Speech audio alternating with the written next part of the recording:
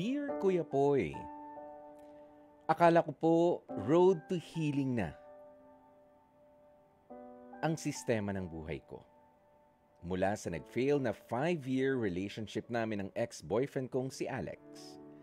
Pero bigla na naman siyang nagparamdam matapos ang 3 buwan niyang walang contact sa akin. Ako po si Christine, 25 years old, mula dito sa Manila. 3 buwan na po simula nang mag-break kami ng boyfriend kong si Alex.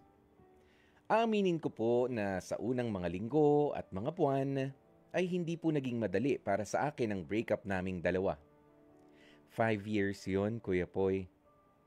Hindi po mawawala sa akin ang araw-araw na pag-iyak at muling pagsilip sa mga photos, conversations naming ni Alex. Aaminin ko, ako po ang nakipag-break sa aming dalawa. Mahal ko siya, oo. Pero alam kong hindi ko na-deserve ang dinaranas ko sa ilang taon naming relasyon. Pakiramdam ko po kasi ay napaka-toxic na ng relationship namin. Wala mang cheating na nangyari pero alam ko sa sarili ko na kung siya ang maging endgame ko, buong buhay akong magdurusa at luluha. Ganong feeling. Dahil na rin siguro ito sa ugali ni Alex at kung papaano niya ako itrato. Kaya ganito ang naisip ko.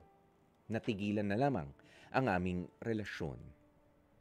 Binlock ko na po si Alex sa lahat ng social media accounts ko at bukod sa phone number niya, 3 months po kaming wala talagang kumustahan, walang contact. Mahirap man noong mga unang buwan natutunan ko ring mabuhay nang wala na siya at masanay na wala na siya sa tabi ko. Hanggang sa dumating nga ang 3rd month, kinaya kong hindi siya i-stalk man lang o silip-silipin sa social media at ang mga ginagawa niya. Hindi na rin ako nagba-backread sa mga convo namin at hindi ko na rin masyado pinagsisisihan pa ang pagkikipag-break ko sa kanya. Kumbaga Kuya Poy, masasabi kong fully healed na ako noon at nakapag-move forward pa nga. Not until isang gabi. Nag-send siya sa akin ng text message at kinukumusta ako. Hindi ako handa sa mga pagkakataong katulad nito, Kuya Poy. Iyan ang aaminin ko. Hindi ko rin po alam ang isasagot ko sa kanya sa pangungumustang yun. Tila ba sa isang gabi lang ay para bang nawala ang paghihirap ko sa ilang buwang paghihil ko sa trauma at sa sakit ng breakup namin. Tanga na kung sa tanga. Pero nireplyan ko siya at nakipag-usap pa nga. Ang dami kong tanong, gusto ko siyang yakapin, kausapin na magdamag na yun. Pero matapos ang 3 araw, Kuya Poy, bigla na namang nawala na parang bula si Alex. Naiwanan na naman ako. Hirap na naman makamove forward. Isang araw tinawagan niya na lamang akong bigla ulit. Bored daw siya at wala makausap. Niyayaya pa nga akong subukan yung bagong cafe na malapit sa pinagtatrabahuhan niya. Pero dito ko napagtanto na parang for convenience na lang ang tingin niya sa akin. At hindi man lang nababanggit ang kinahinatnan ng relasyon namin noong mga nakaraang buwan. Sinubukan ko pa siyang kumprontahin kung ano pa ba ako para sa kanya. Pero ang tanging sagot niya lang talagang naging sampal sa akin ay hindi niya raw alam. Pero may mga pagkakataong namimiss niya raw ang pinagsamahan namin sa loob ng 5 taon. Matapos ang tawag na yon, Kuya Poy, ay binlock ko na rin siya sa phone ko. Yung mismong phone number niya. Aminado akong kasalanan ko ring magsisimula na naman ako ulit sa umpisa. Pero alam ko na mas okay na rin ito. Kesa naman bumalik sa relasyon na wala namang destinasyon. Maraming salamat po sa pagkakataong mabasa ninyo ang kwentong ito sa lalong gumagandang programang Heart to Heart. Umaasa po ako na makatanggap ng payo mula sa iyo, Kuya Poy, at sa iba pang mga tagapakinig. Lubos na nagpapasalamat, Christine.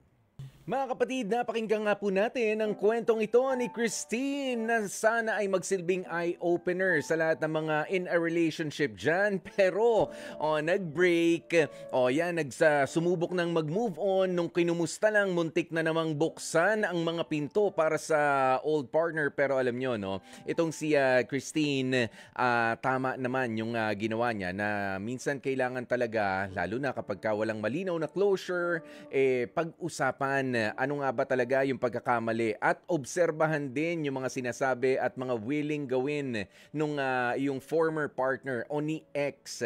Gusto ba niyang ibalik yung tamis ng pagmamahalan ninyo o yun nga, kung for convenience na lang. Kung gustong ibalik yung tamis ng pagmamahalan ninyo and you feel strongly na deserve mo rin naman yan na magbabago kayo, well then go ahead. Subukan na ayusin ulit. Pero kapag tinatawagan ka na lang dahil nabobore lang siya o tinatawagan ka na lang dahil wala akong magawa, sama mo naman ako, teka lang, itaas-taas mo naman yung kalidad. O sino ba ako dati sa'yo?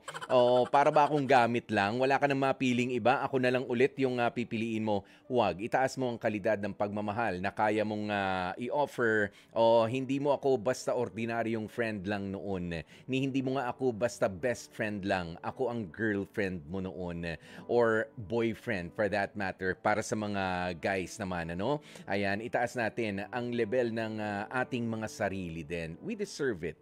'Di ba? At hindi po hindi masama na tayo ay umalis sa isang relationship.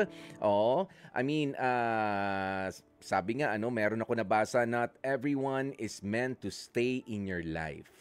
Pero ang importante dyan, meron kang natutunan, Christine. And you also have to respect yourself enough to walk away. Kaya yan po ang mga takeaway natin dito sa ating Dear Kuya Poy. Mga kapatid, dito tayo sa totoo. Dito na tayo sa True FM. Mag-subscribe at mag-follow na sa social media accounts at True Network PH sa FB, Instagram, X na dating Twitter, YouTube, TikTok, and podcasts.